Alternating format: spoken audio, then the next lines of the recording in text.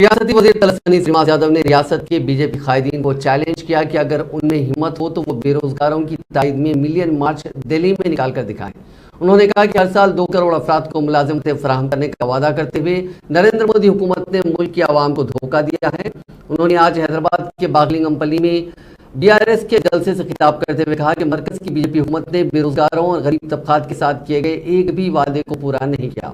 ऐसे में तेलंगाना के बीजेपी कायदीन बेरोजगारी के मसले पर मिलियन मार्च मुनक्किद करने की कोशिश कर रहे हैं। उन्होंने कहा कि मरकज में इक़्तिदार में आने से कबल मोदी हुकूमत ने हर साल 2 करोड़ अफराद को मुलाजिमतें फराहम करने का वादा किया था। इस हिसाब से 9 साल में 18 करोड़ मुलाजिमतों को फराहम करना था, लेकिन कितनी मुलाजिमतों पर भर्ती की गई इसका कोई हिसाब नहीं है।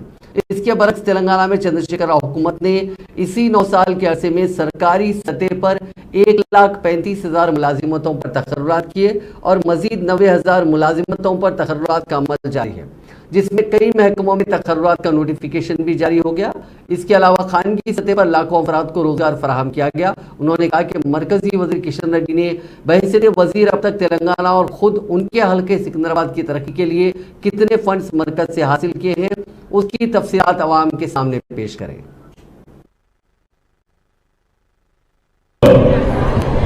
गौरव శాసనసభ్యులు మీ అందరి అభిమాన నాయకులైనటువంటి సోదరులు ముఠా గోపాల్ గారికి, హైదరాబాద్ ఇన్ఛార్జ్ గారు, ఉద్యమకారులు, గౌరవ ముఖ్యమంత్రి గారి అత్యంత సన్నిహితులైనటువంటి మిత్రులు రాజు శ్రావణి గారు,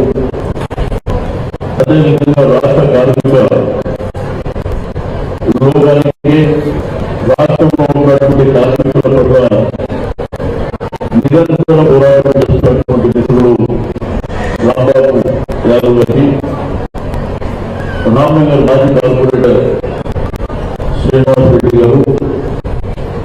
మీ యువ నాయకులు హైదరాబాద్ యువ నాయకుడైనటువంటి తమ్ముడు జయసింహ